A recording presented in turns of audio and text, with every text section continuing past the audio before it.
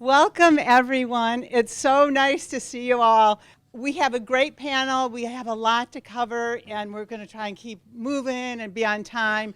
But I wanted to introduce, first of all, our panelists.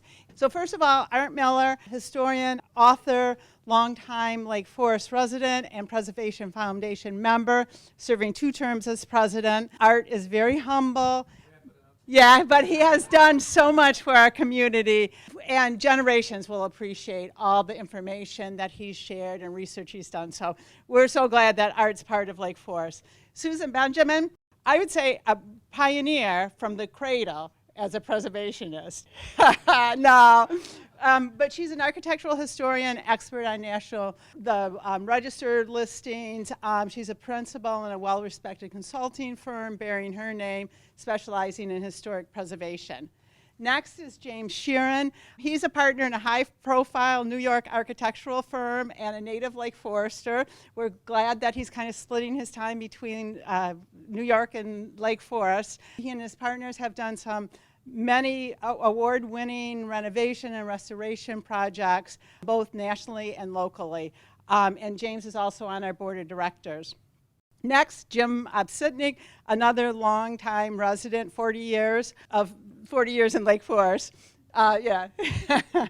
He's also past president of the Preservation Foundation. I'd like to call Jim a hands-on project manager. He was very instrumental in the East train station renovation, and he's spearheaded several civic preservation projects in the community. And he's definitely an elbow grease preservationist. So we thank you, Jim, for being here. And then last is Brian Norton. He's a relatively new resident of Lake Forest, but as you will see from his presentation, he took on an impressive restoration project in Lake Forest, as well as he's done 4 other projects in other communities. So he's also currently sharing his time and talents as the board president of the foundation, and always offers comic relief. So yeah, I think you'll enjoy all of them. Thank you all, the panel, for agreeing to participate this afternoon. I'm going to start with Art.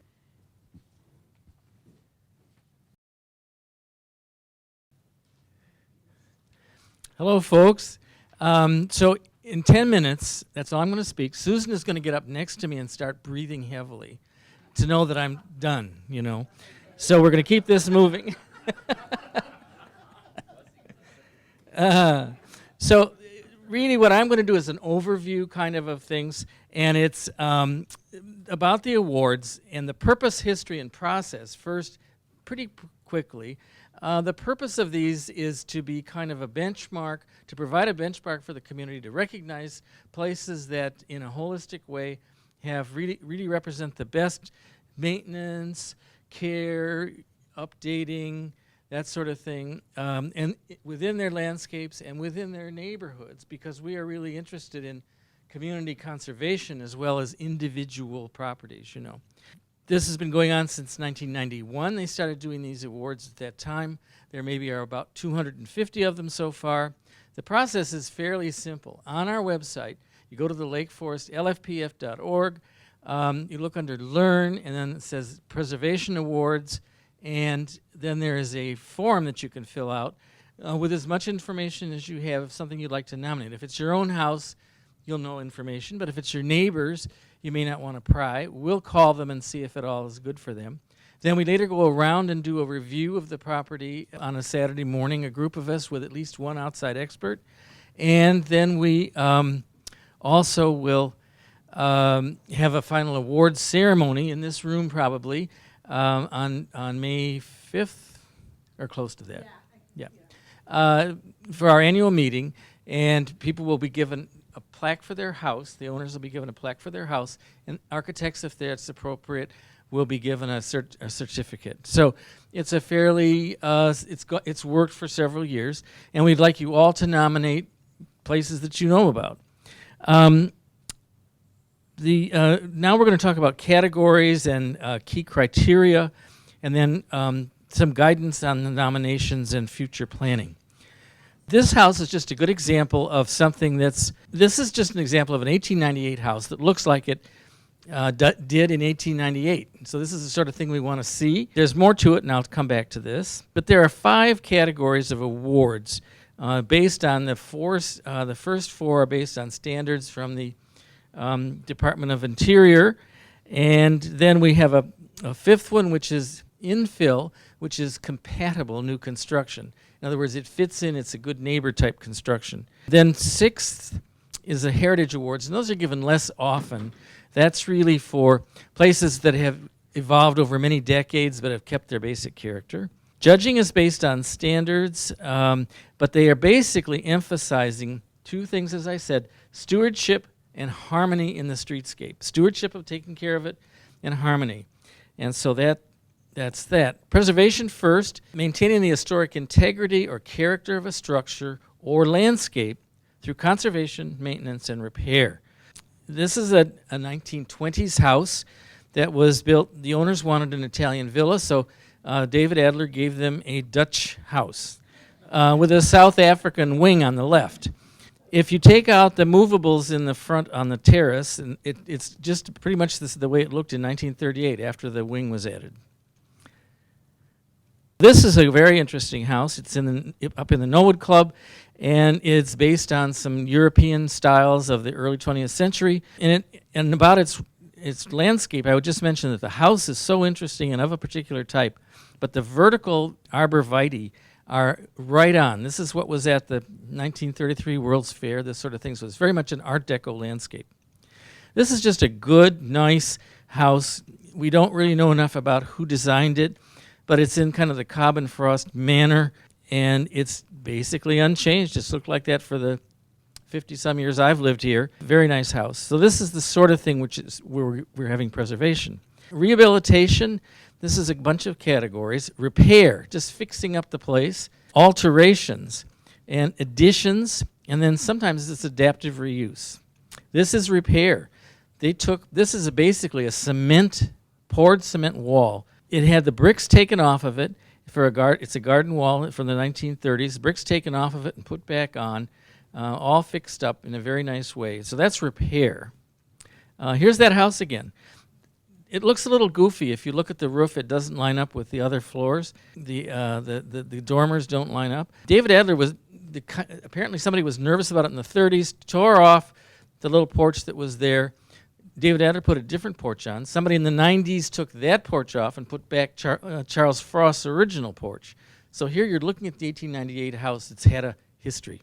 This is an addition. The original garage and staff lodge was taken off in the high income tax era of the 50s, separated into a different property, and so this was built recently and got an award. And they don't all have to be huge to get awards. This is a house in a neighborhood like my neighborhood, not my neighborhood, but like mine, where the houses were basically built for the help. And this is a small, modest bungalow that's been expanded in the back. Look at how nice the little landscaping project in front, the front yard, accents and leads you to the house and gives it a certain character. Oh, and this is adaptive reuse, very early. The building was built in 1858, which is pretty early for Lake Forest even, before the Chicago fire, before the Civil War. It was a dining hall for students at Lake Forest Academy. It became redundant for that purpose after they made additions in 1865, and it was taken over as a house. It became a house, and it's been a house, although it was moved from Deer Path straight west to Shearron Road, and several good architects have all worked on this property. Reconstruction, well, sometimes this happens. A lot of places had wings taken off in the 1930s. This is one. They took off the living room and the dining room, and the family that lived there after that called it Mostley Hall.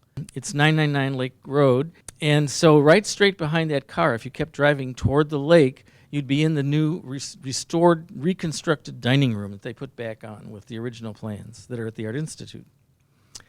New construction or infill. We're talking about ones that demonstrate contextual compatibility in an established neighborhood. And the impact is, does it fit? So here's a house done by David Poulton about 25 years ago, I think, something like that, on Woodland Road, facing on the north side, facing into West Park. And it sits right between a bunch of houses that were built 70 years earlier or so. And it won an award for that. Occasional special category, Heritage Award, and this is where over several decades there are changes and things change, but the stewardship is always good, and the care and maintenance with the alterations make it really one of an important place here. So this, built before the Civil War again, 1860, based on Andrew Jackson Downing's regular Italian villa style. The owners recently took all the wood off the house. It's a brick house. The guy was in the lumber business, and they put it all back on after they'd cleaned it, restored it, and painted it.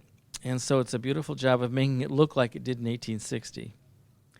Presbyterian Church has evolved over time. The wing you see on the left is by Charles Frost in the 20th century, but the main building was 1887 with the tower and the peaked roof there you see. And Diana Melikar added the entrance that you see there underneath the tower.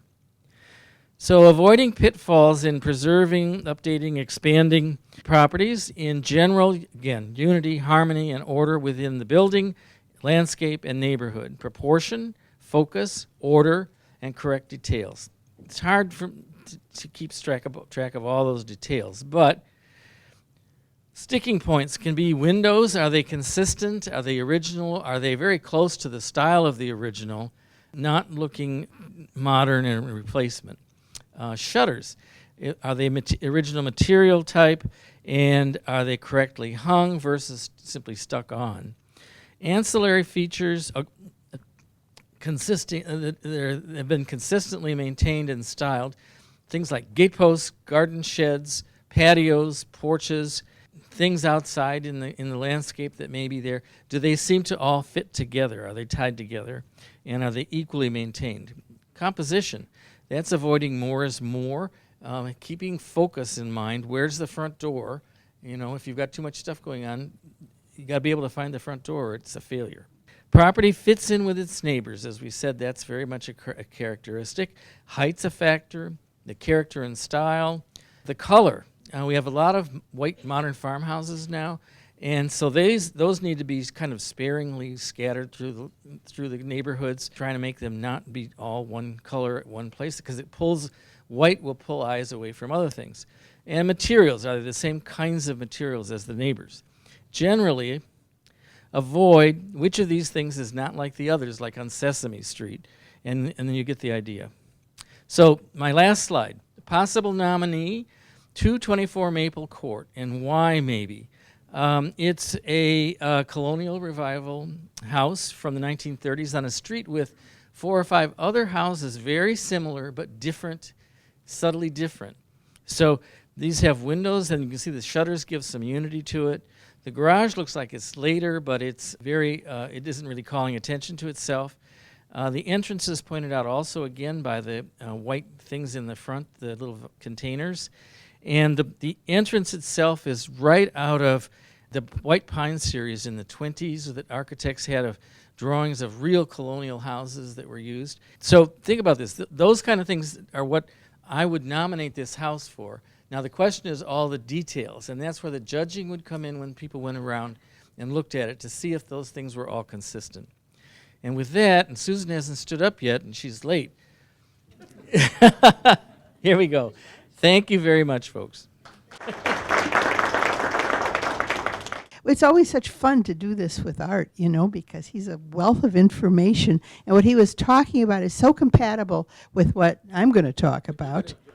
Well, I'm going to give some examples, some visual examples. And I'm going to talk about the Secretary of the Interior standards, which you referenced when you said the interior standards are in the back of our heads when we judge what is eligible for an award, and the harmony and scale and all of those things that make for a friendly neighbor. And it sounds sometimes as though they are, it's a little daunting, you know, and when you go to the website of the National Park Service, you think, oh dear. Actually, they are very straightforward. They are very easy to apply when you think through the goals that you referenced. So let's talk a little bit about those standards. I am I'm critically aware of them all the time when I work on projects that are eligible for tax incentives, be it tax credits or tax frees. But these are the filter through which architects in Springfield who administer these incentives filter what is eligible for the benefits. So let's talk a little bit about that. Now these are the kind of general ideas. And if we just, I don't like to read particularly on a screen what you're looking at, but I think it's a good idea here. So it's repair instead of replace. Retain and preserve significant historic features, which is what Art was basically talking about. But you don't have to restore if something has been gone for 50 years and it is still appropriate to the building. Fine, you're not obliged to get these tax benefits for to actually restore them. If you do, that's fine. That's good. Non-original alterations may be significant in their own right. Well, so what does this mean? Think of the Rookery downtown. I love that as an example because Burnham and Root did the Rookery building in the 1880s, 1887 or so. Frank Lloyd Wright did a remodel in 1905.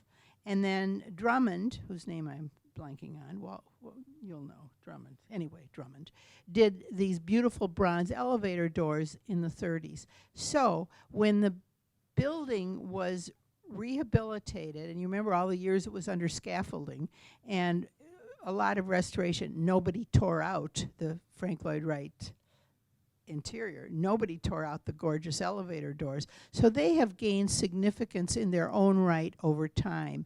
And that's something that is considered to be important and worthwhile to do.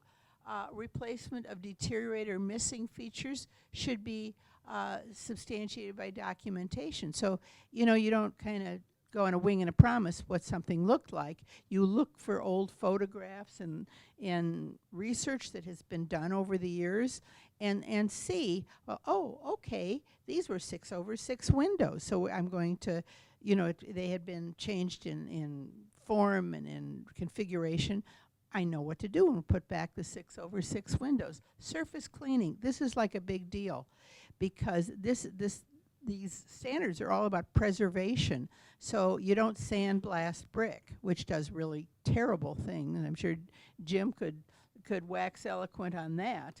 You know, you take off the surface and water penetrates the brick. And that, so you have to be very mindful of how you clean, the gentlest means possible.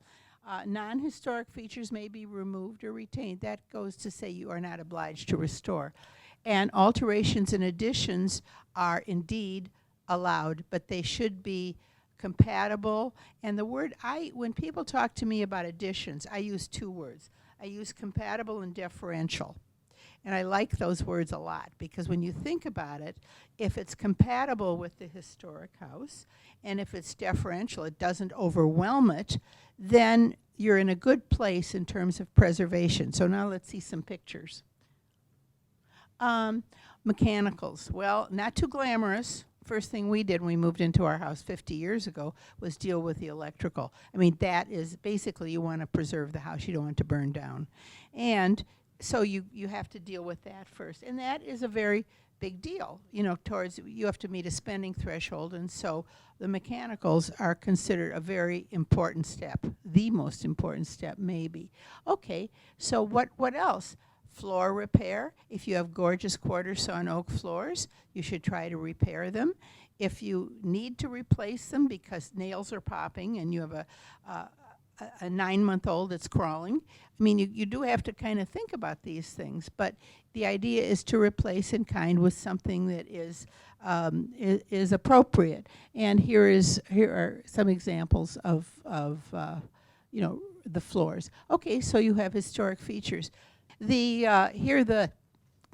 crown mold was repaired and missing parts were replaced.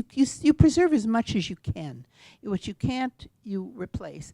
Now this is a sconce by Francis Elkins in the Kuppenheimer house in Winnetka, and one of the arms was missing. And so they had one of the arms made, because having something, as you know, by Francis Elkins, is to be prized. And they did indeed restore that sconce. So here's some windows had been changed over the years, and here you can see they were restored.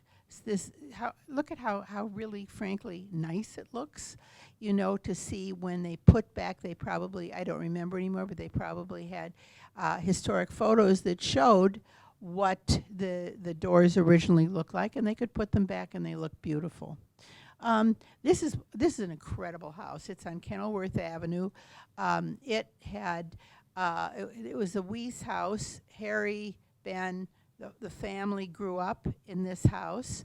And it's a beautiful foursquare that I had the privilege of writing it up for the National Register. And it's a gorgeous arts and crafts interior, but it had been changed over the years. And you can look at the slides to see the difference. And the owner put back the plate rail in the dining room, put William Morris papers in, and really did an extraordinary job. Stripped woodwork, and it looks again like it's beautiful arts and crafts design. Now here's an interesting situation. Okay, this is the Kuppenheimer house too, David Adler. But this Belection molding, this in glass, she couldn't find replacement. So she found something that was compatible and appropriate and put it in, and that was fine with meeting the standards.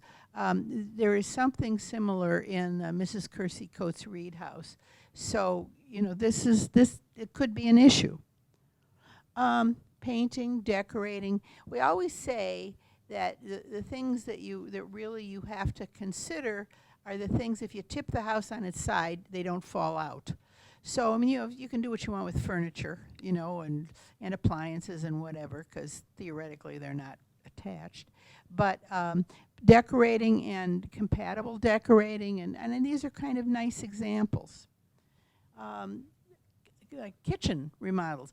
The Secretary of the Interior standards are applied most specifically towards, my husband loves this when I fall into jargon, so sorry, that to major public spaces, primary spaces, critical historic features like fireplaces and stairs and crown and that sort of thing, and materials. If you have fine materials, you're in a better place to retain them. Windows from 100 years ago are better than what you're going to buy today, even if Marvin makes a good product, and it is true, but it's not first growth timber. And so, you know, you have to kind of think through these things. But in places like kitchens and baths, free zone, you know, so that is where you can exercise your, you know, whims and do whatever you'd like in the spaces.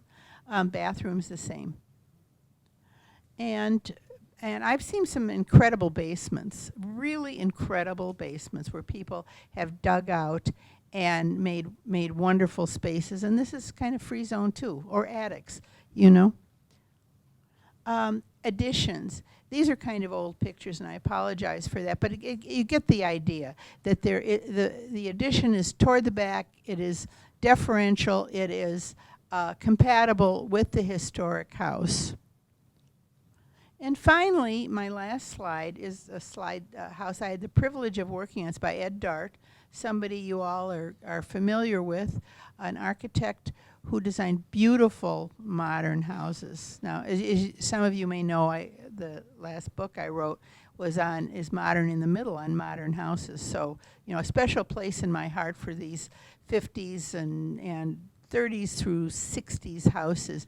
And I'm going to put in a plug for the Lake Forest Lake Bluff History Center, which is going to have an exhibit opening in May on the 50s in Lake Forest. And Carol and Lori were at my house, and you're going to see a lot of our stuff because we live in a 1941 house that Larry Perkins designed and have a lot of modern furniture and modern kinds of buffet things and cocktail things, and they're going to go. And my husband's 1950s Schwinn, which was living behind the furnace and is now going on vacation to the History Center. Lucky bike. So anyway, you're going to have some fun seeing some of our stuff. And this was an award-winning house, apropos of what Art was talking about. Brief story, and I will keep it brief. The owner was going to tear it down on a double lot. They fell in love with the house, renovated it. The original owner, they bought it from the original owner. And it just was tired looking. It needed stuff. The kitchen was a beautiful kitchen, but it was kind of toward the back, and nobody, we are not doing that anymore. We're kind of in front cooking. So they did some work on kitchens and baths, and they repaired what needed to be repaired, like the clear story windows at the top. It's a beautiful house. It was on the cover of Preservation magazine for the Trust, and it won a Driehaus Award. So with that, I turn the mic over to Jim. Thank you very much. I'm going to try to give you some pointers and inspiration to consider hiring an architect to win an award, or if you have hired an architect, how you might work with him with the end result of winning to get to an award. The first thing is to find one. And the best way might be to start with the awards. So Lake Forest Preservation Foundation, after all these years, has all the people that won awards. So maybe start there by looking at past winners. The other great place to find awards is through the Midwest and National Chapter of the Classical Institute. If any of you don't know what that is, the Institute of Classical Art and Architecture is an extraordinary nationwide organization, and we have a Midwest chapter, and there's an entire member list. So can you hear me with all this?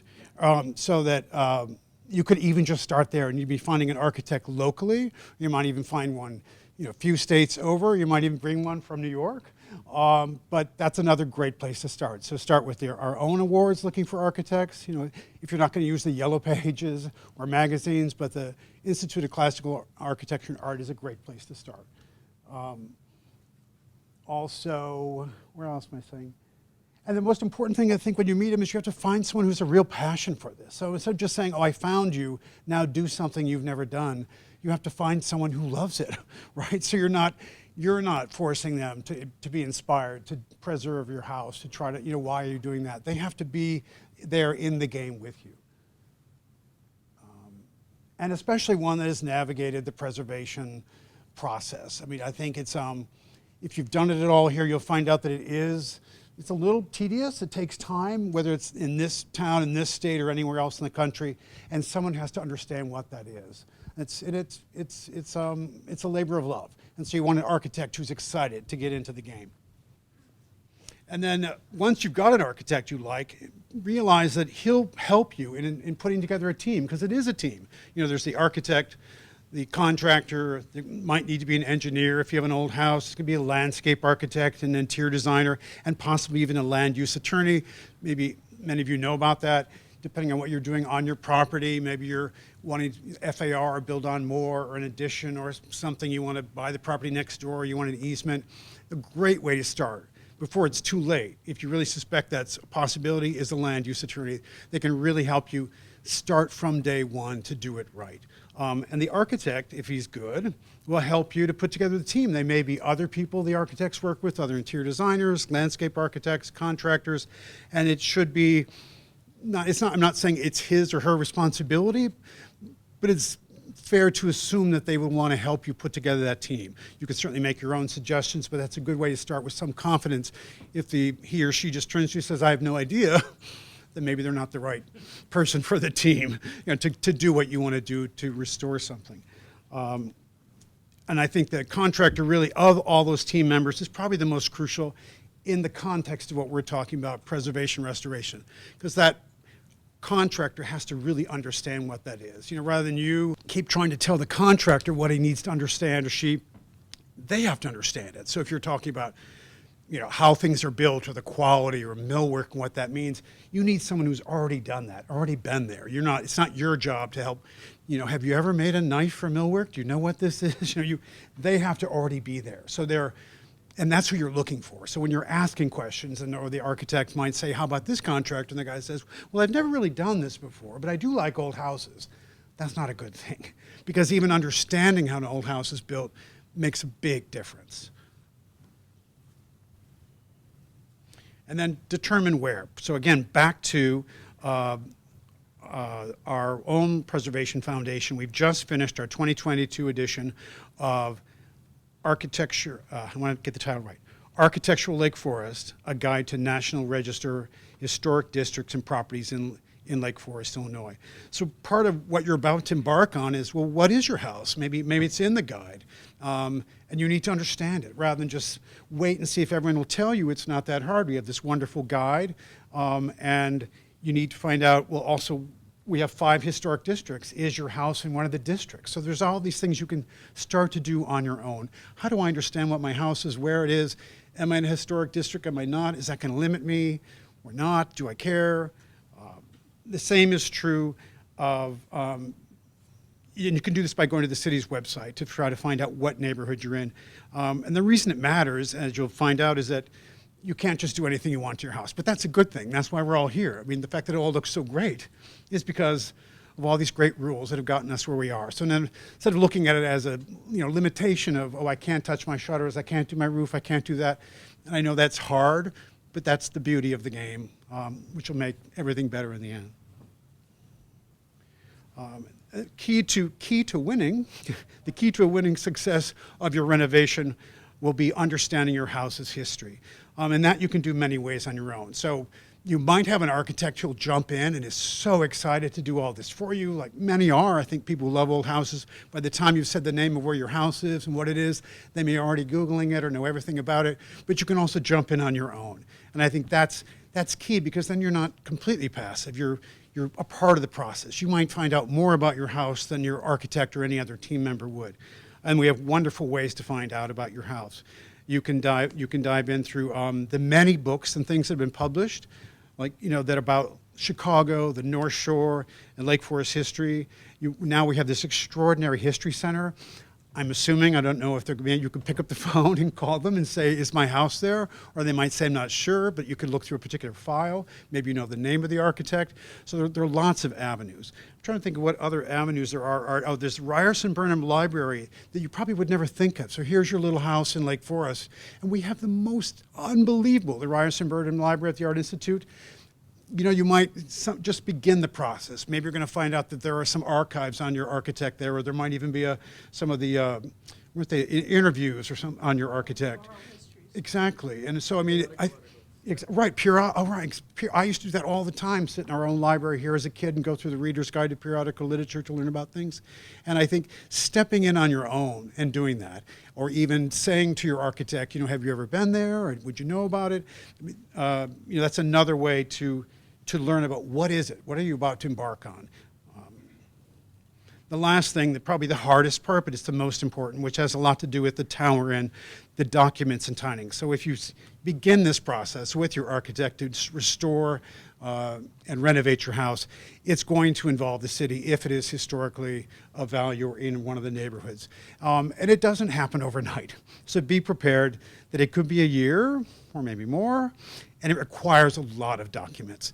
And that's, again, not a bad thing. The reason we're all here and we even have a foundation, in some ways, I think they've all fed each other. The longer the foundation is around, the more the city has, they're all catching up with each other. And when you realize all these people are volunteers, they're sitting on the board of HPC, they're there with their time. The city wants, when you stand up here like this to tell about your house with your architect, they don't want you to have a bunch of bad papers. Like, you go to your 5th grade with the wrong test papers. They want you to have beautiful documents. So the city asks a lot.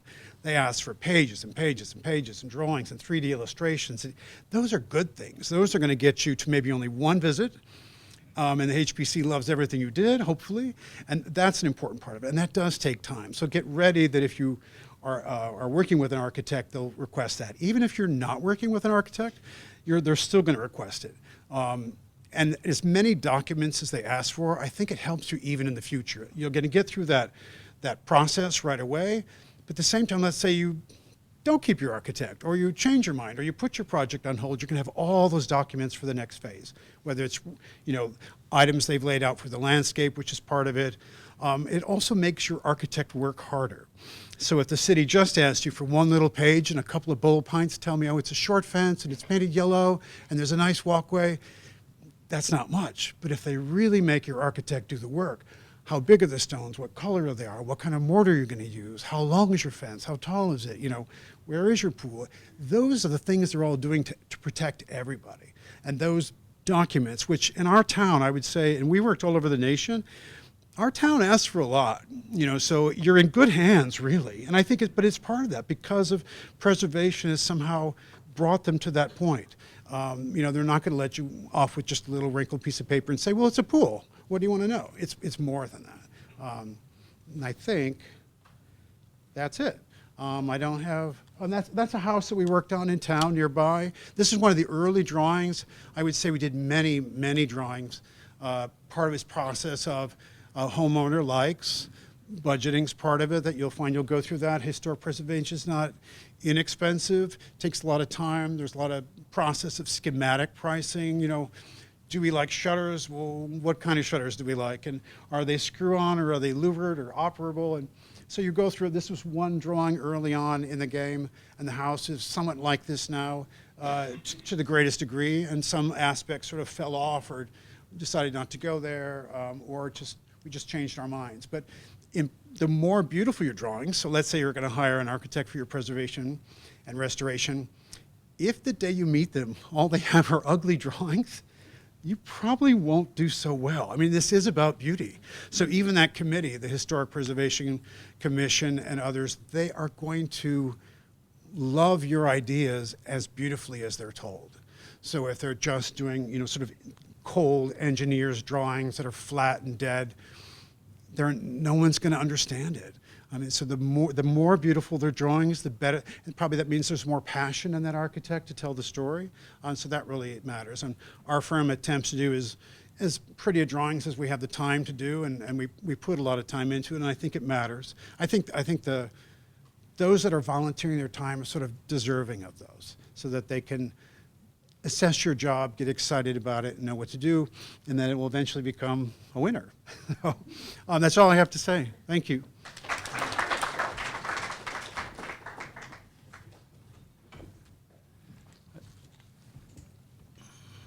There we go. Kind of feel like the cleanup batter in baseball because a number of the points were well covered earlier. But to a closer point, kind of my interest in older homes, preservation, and everything else began almost 50 years ago. My wife and I were living in Portland, Oregon, and I was in broadcasting. But the 100,000 watt FM station, 50,000 watt AM station was located in a historic mansion in Portland Heights. It had 7 fireplaces, oak paneling. It was magnificent. So first responsibility was taking care of that house. And then we bought a house in Lake Oswego, Oregon, which was a 1926 English Tudor. Therefore, I was immersed in that home. And when we moved here 40 years ago, we happened to buy Stanley Anderson's home, which was built in 1927. And his was a French Normandy, and ours was an English Tudor in Lake Oswego. And I don't know, somehow we must have a penchant for living in cities with the name of Lake in it and also 1920s houses. But for whatever reason, here we are. Just as a side note, you've all seen this in the flyer and everything else. Our home happens to be this guy right here in the middle on the bottom. So that was Stanley's house, built in 1927. The first winter that we were here, which was 1985, we had the unfortunate experience of having a 27 below zero day on January 20th with an 80 below wind chill, okay? And our house had no storm windows. So we ended up having a $1,000 heating bill that month, and next spring we then installed 26 65 storm windows and door covers in the house to alleviate that problem. Try that again. One of the important things that I want to address, and I thought this quotation was very appropriate, that the windows are the eyes to the soul of a home. And I think that really matters a lot. We see a lot of advertising of companies saying, replace your windows, for greater efficiency and everything else. One, they not only tear up the inside of the house and make the outside look ugly, and you're not really that far ahead of the game when it comes to energy savings. As an example, when you see this here, it says, let the numbers convince you and do the math. You can see the payback period on just simply a storm window over your existing window is 4.5 years. If you change the window out and add a new, insulated glass window and everything else, you've got a 40-year payback. The next one's a little bit lower, a 34-year payback, but the real killer is you do a low E glass double pane thermal pane replacement and throw the other ones away, you have a 240-year payback in energy savings. So you're not really accomplishing, what the advertising all accomplish or wants you to believe. This particular article here I thought was appropriate. It says, windows are a key architectural feature to the facade of a historic building, so their maintenance and preservation are essential to the integrity of the appearance of the entire exterior.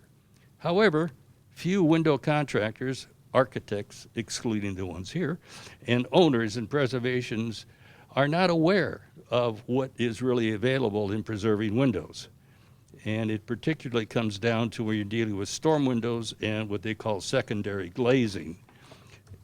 The article goes on to say the energy savings always pay for the windows, meaning storm windows, and the importance of the cost should be factored in against this, not just the emotional side of, saving energy.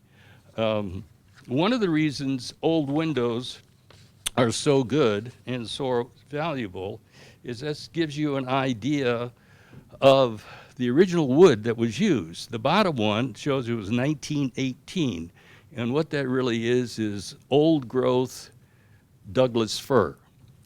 Now, this is what we have in our house, in Stanley's house. And our home was built in 1927, and the windows are still in perfect condition. The wood at the top is new growth, fast growth wood that they use in new modern windows. You're lucky if you get 25 to 30 years out of those windows. And the high school, which is kind of the next thing looking at here, with the renovation that's going to be taking place over the next 3 years or better, which you all recall, I think it's about $106 million renovation restoration. Our money, yes, our money. Well, one of the things they talked about earlier was the fact that they wanted to replace the windows in the high school. Well, you go back to the quote of the soul of the building and everything else, they would destroy it.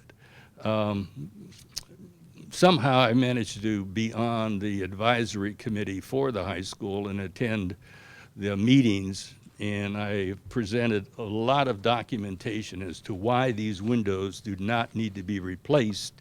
They need to be restored because they are suffering from benign neglect right now, but they're not rotted. They just need glazing and painting, and then either an inside or an outside storm window over it, because they're also going to air condition the school. So, and one thing came up, said, well, gee, what if the teacher wants to open the window for ventilation? Well, apparently by code, they can only open the window 4 inches so nobody falls out or whatever it is. So it's almost irrelevant at this point. So we'll see how this, particular drama plays out at the high school.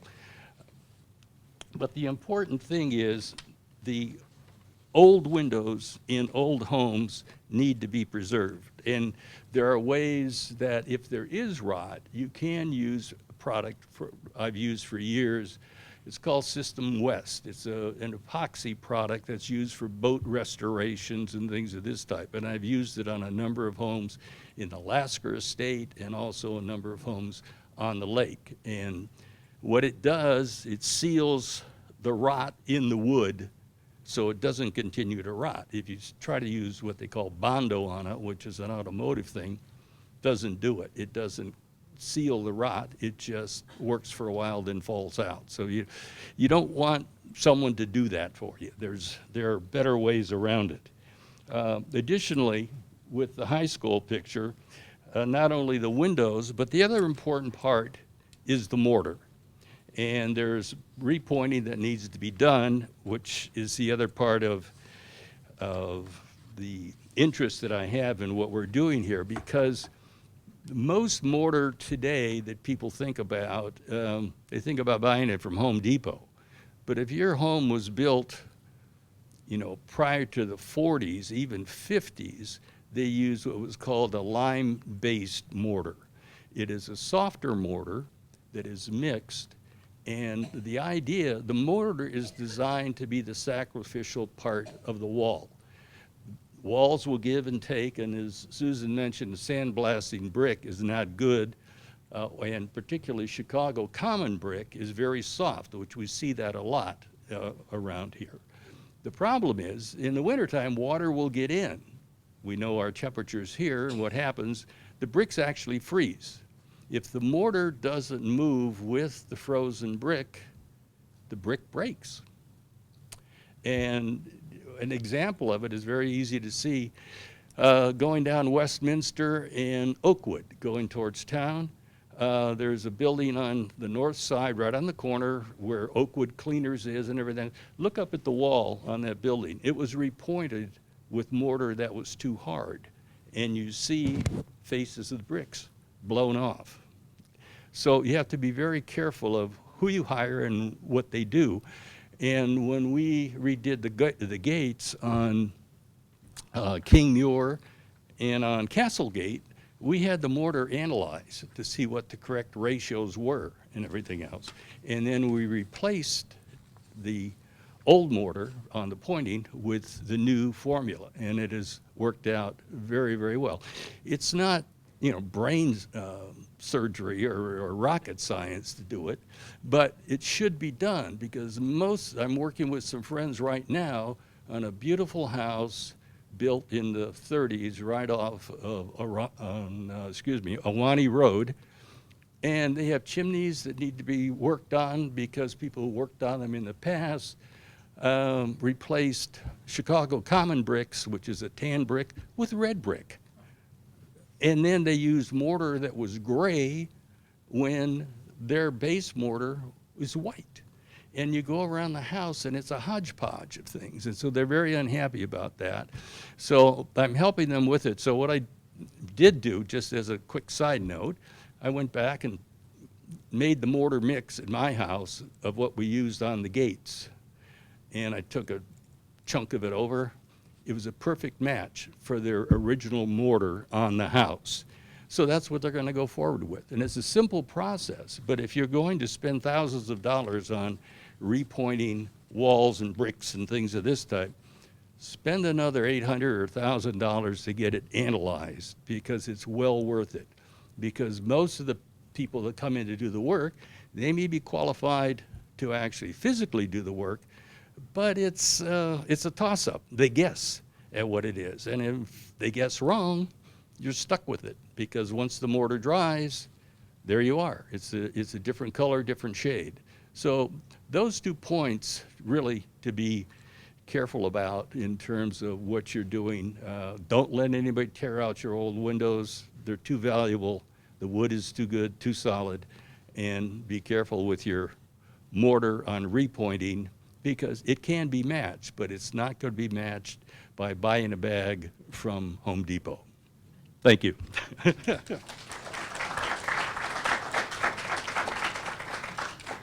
All right. Hello, everyone. Good afternoon. Thanks for coming. It's appropriate that I'm the last speaker today, I think, because I've actually gone through the process of rehabilitating a house. And so we hired an architect. We use builders, of course.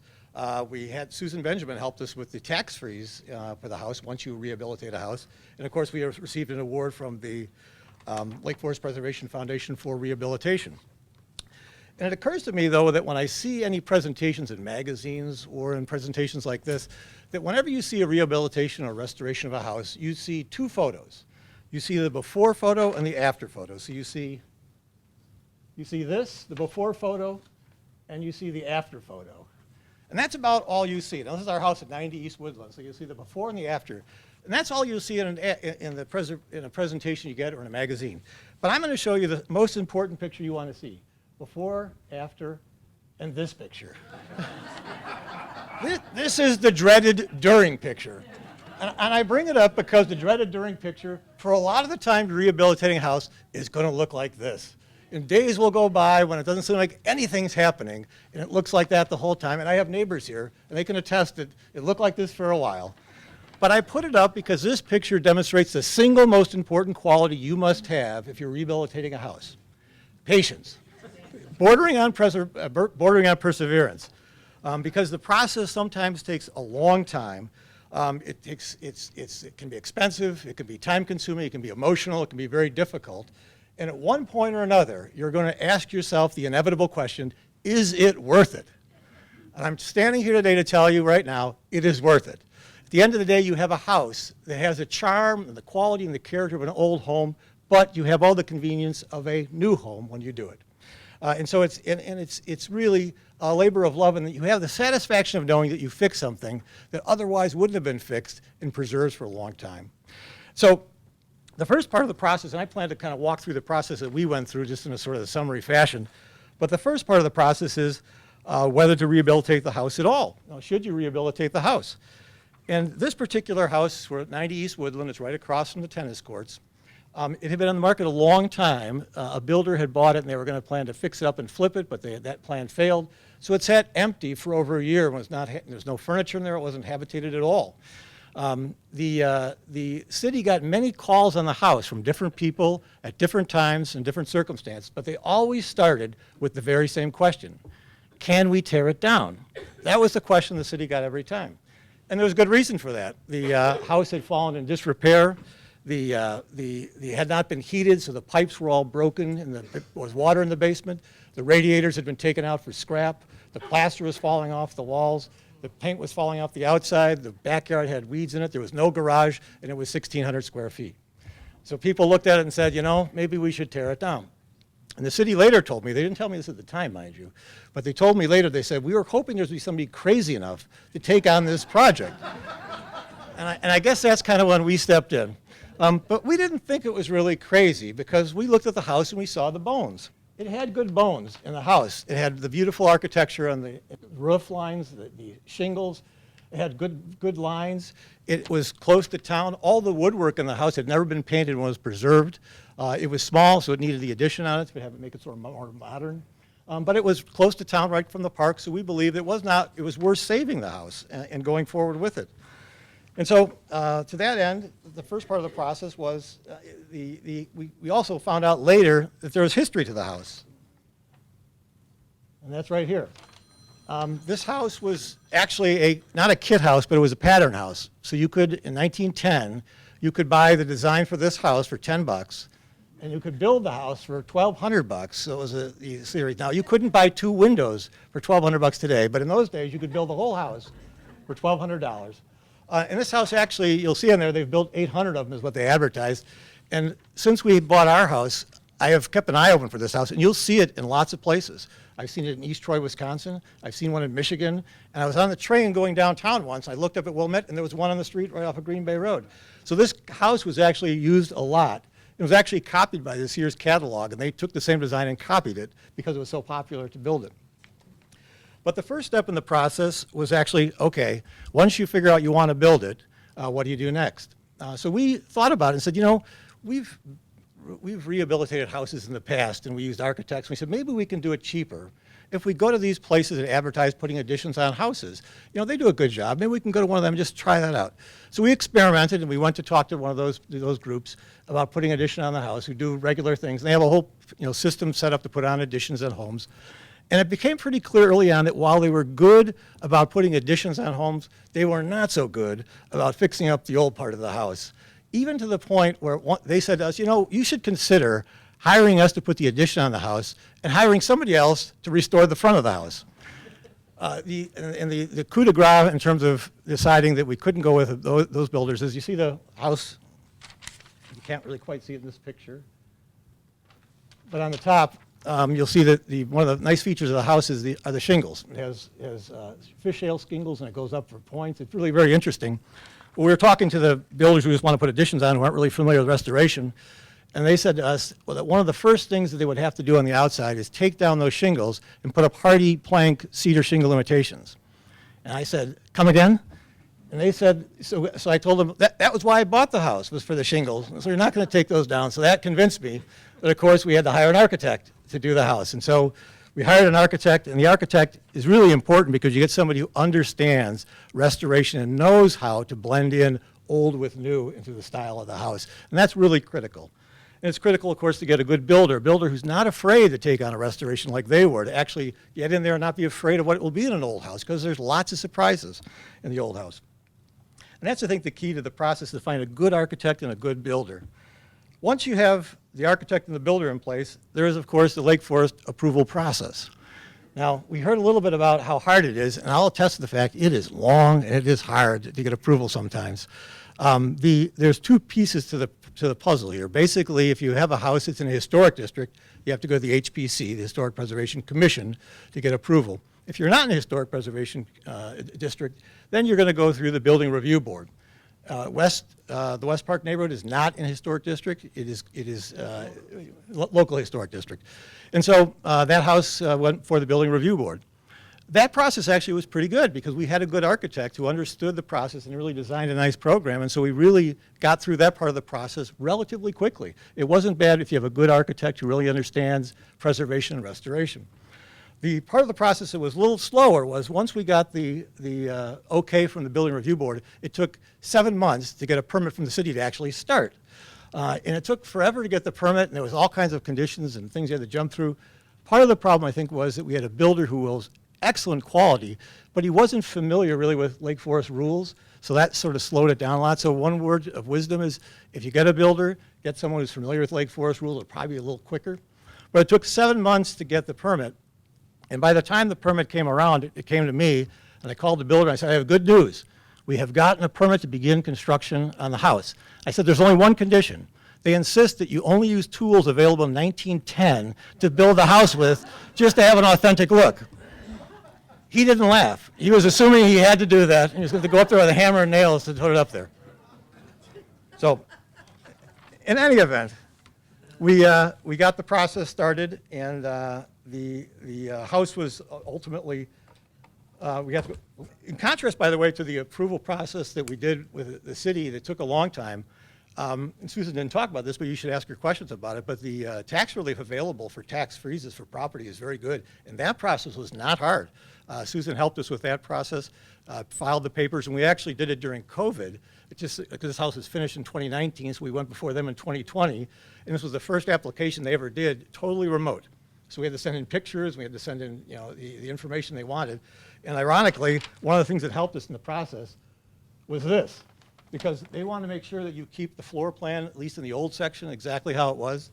And I was able to point out to them that we wanted to put an entrance in right here, the dining room. And I could point out that it was in the original drawing that they had that on there, so they allowed us to go ahead and put the door in there. But so the archaeological dig that it was talked about before is an important one to go around with. The other thing you have to remember for old houses is that there are surprises along the way.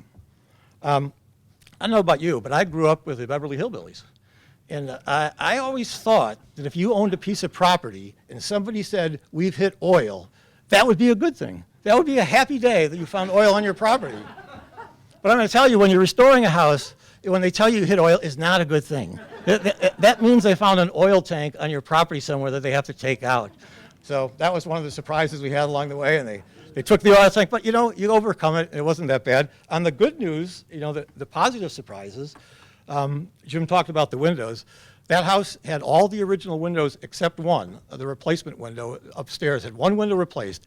and the only window we had to replace in the house was the one that had been replaced. All the original windows were perfectly fine. They had the wavy glass, they had the hardwood that Jim's talking about. They slide up perfectly. So we left all the original windows in, didn't have to put new windows in at all. It worked out perfectly. Now, in conclusion, I want to say that I've asked the question: if I knew now what if I knew now what I know then, would I have gone and done the process? And I can say with 100% certainty, we would do it all over again. We love the house. We love the character of the old home with the modern conveniences. We love walking to town. It's actually a perfect house, and is and also the thing about houses that you don't fully appreciate, but you find out later, is that the houses can inspire people. They inspire me every day to do something different with it, but they inspire in different ways. I'm reminded of that every Halloween. Right? So you probably wonder how I'm going to segue into Halloween on this one, but here it is. Every Halloween in West Park, we get lots of trick-or-treaters. We'll get between 300 and 400 trick-or-treaters in West Park. And every year, there will be 1 or 2 kids that'll come up to the house. And this is the happiest day for a kid, right? It's Halloween. You're thinking about all the candy you're going to get. You're thinking about the next house. But they'll come up to the house. They'll get the candy from me. They'll stop. They'll turn around, and they'll look up, and they'll say, "I love this house." With all respect to the Lake Forest Preservation Foundation, I think that's the best award I've ever received for that house.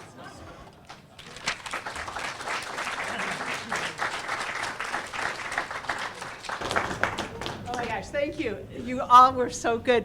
Now we'd like to open it up for questions because I'm sure as the panelists here were talking, you thought of some things, and so I don't know. Do you think we need the mic or? Okay, let's. Hi, my name is Mary, and I love everything you guys said, and I want to add to resources. This is right on your computer. Archive.org is filled with the catalogs and the kit homes, and it's absolutely fabulous. They show the old floor plans and landscaping, and it's a wonderful resource, and it's right here, archive.org. You can find the old crane catalogs, the old tile catalogs, and it's just really cool. Great, So, thank you for yeah, sharing. we use it constantly for the work that we Thank do. you. Go ahead, David. As far as house history, the History Center has a house file alphabetically by street name and then numerically by number. So first thing you do is look up your house in that file. Or if you have interesting documents, loan them to them so they'll copy them, put them in that file for the next owner. Thank you. The old real estate listings are very helpful too, because sometimes they go back far enough where you really can see the changes that were made. Well, then the city also will keep a record of ownership and people who did, the different owners, and you could maybe look them up, but. JJ. The Lake Forest Library, under the Calvin of Friends, says digitize all the Pioneer Press publications. So from time to time you might find an interesting article and or picture in there. Oh, thank you. And newspapers.com, another source, and newspapers.com, if you take Ancestry, it's part of that package. And ProQuest, we live in Helm Park, and I get to it through our library, put in my library card, and it's a Google search.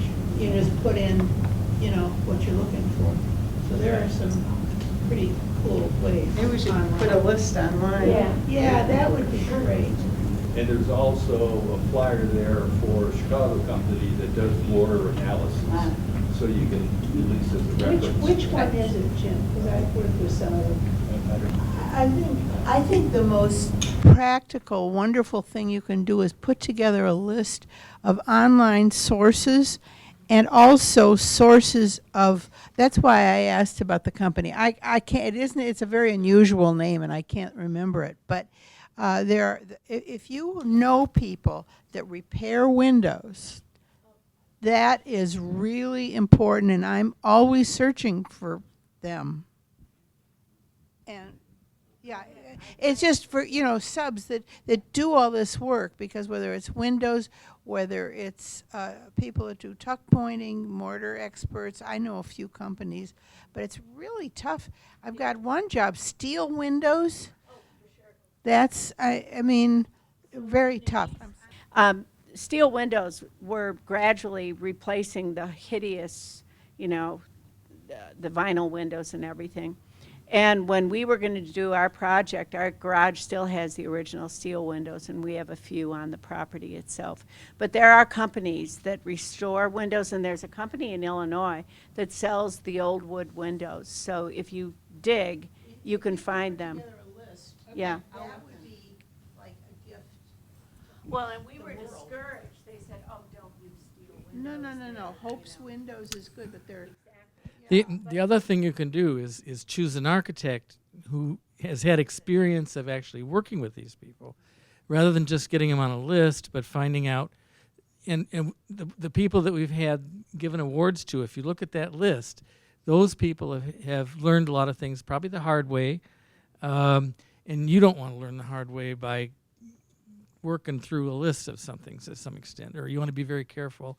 But I would suggest that an architect is very helpful at that point. And sometimes it's knowing a carpenter. Grade. That's what, like they have a whole series on brick. And if you like that, it goes into great detail. And like the most recent issue is just a whole directory through across the United States of, do you need limestone? Whatever you would need. So it's a good source, and I think it's interesting just to read.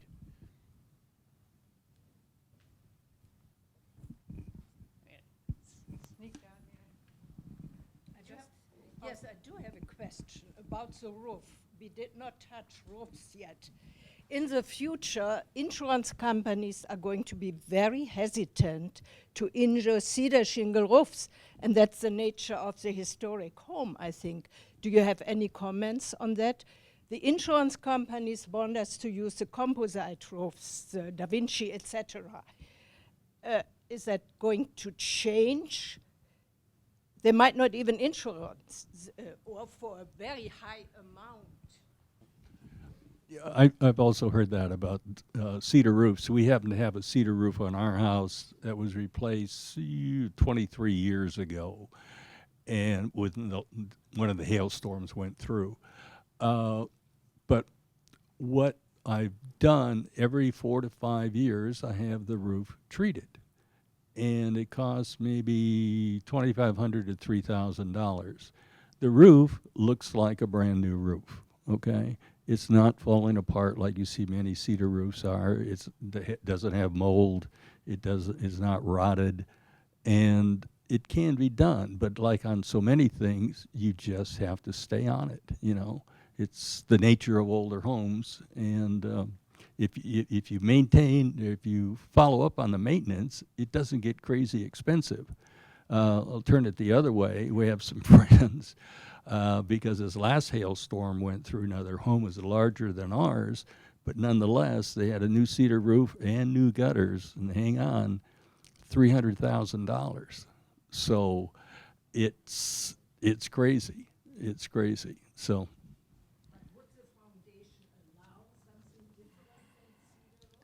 Well, it's obviously not up to us, but it's funny you bring this point up because the HPC is currently working on standards by which they'll allow under what conditions in historic.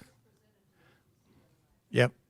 Yeah, exactly. So it's been continued for 30 days. So basically, they're working on standards for when you can use a composite roof in a historic district. And there are composite roofs outside historic districts in Lake Forest that they've allowed to be used. But right now, it seems like, based on the information we have, that the slate roofs that are composite slate roofs or imitation slate are actually pretty good. They're getting better at that. The cedar roofs, or imitation cedar roofs, are not quite there yet. But they're going to try to put together standards, and the hope is one day they will be. Right now, it's not clear that they're there yet. The other alternative, of course, is asphalt. Asphalt is a historic material. It went in 1910. So you can and there are nice, thick asphalt shingles that look pretty good, too. But they are working on the standards right now to figure out what to do in that situation, because I've heard the same thing, that a lot of insurance companies aren't going to insure cedar shingle roofs. I have a friend who lives in a beautiful Robert Seifert house, and she wanted to replace her wood roof. And she talked to Anthony Rubano, and I think he is an excellent source. He's one of the reviewing architects at the State Historic Preservation Office. And they did allow her to use a composite roof because the quality of wood that is used for cedar shingle roofs today is inferior. And I don't know details, but Anthony does, because Cindy, my friend, went through all of this trying to make a good decision, and it's tough.